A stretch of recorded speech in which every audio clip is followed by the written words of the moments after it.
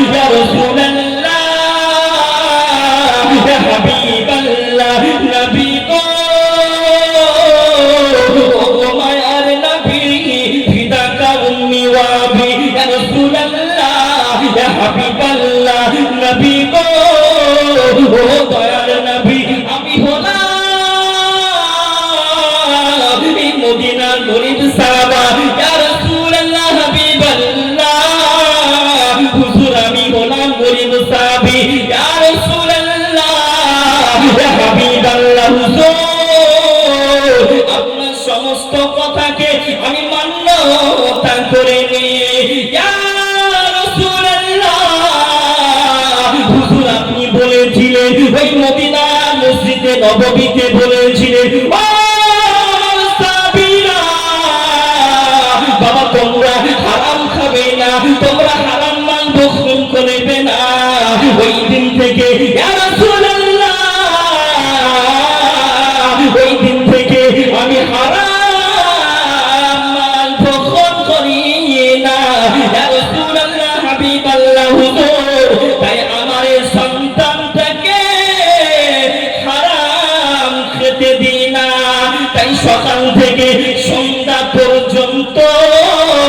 আমি খোঁটায় বেঁধে রেখে দিয়ে জোরে বলুন আর একটু মোহাব্বতে বলুন না ও সোনার মালিকেরা আল্লাহ নবীর চোখে আরো যেন পানি চলে আসে নবী আমার ঝরঝর ঝরঝর ঝরঝর ঝরঝর করে কান্নাকাটি করে নবী আমার ওনাজারি করে আহারে নবী পাকের সাহাবী হযরত আবু বকর সিদ্দিক নবী পাকের ইসলাম জাহানের প্রথম নম্বর খলিফা খলিফাতুল মুসলিমিন আবু বকর সিদ্দিক হুজুর আমার ওই মদিনার রাস্তা দিয়ে হেঁটে হেঁটে চলে যায় নবী পাকের কান্নাকাটির আওয়াজে নবী পাকের মোনাজারের আওয়াজে আবু বকর সিদ্দিক ঘরের ভিতরে প্রবেশ করে ইয়া রাসূলুল্লাহ ইয়া হাবিবাল্লাহ হুজুর আপনি কান্নাকাটি মোনাজারি কিসের জন্য করেন ইয়া রাসূলুল্লাহ ইয়া হাবিবাল্লাহ হুজুর আপনি বলে দেন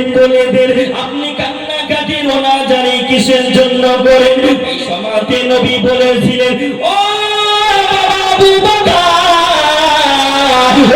আবু বকর আপনি শুনে রেখে দেন আপনি জেনে রেখে দেন আমার চোখের পানিটা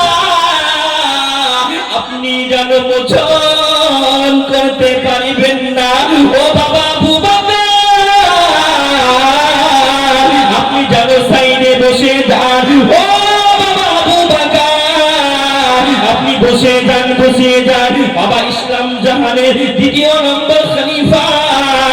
খলিফাতুল মুসলিমিন হযরত ওমর ফারুক আযম আসার পরে বলতে লাগে ইয়া রাসূলুল্লাহ ইয়া হাবিবাল্লাহ হুজুর আপনি কান্নাকাটি রোনাজারি কিসের জন্য করেন ইয়া রাসূলুল্লাহ ইয়া হাবিবাল্লাহ হুজুর একটু বলে দেন নবী বলেছিলেন ও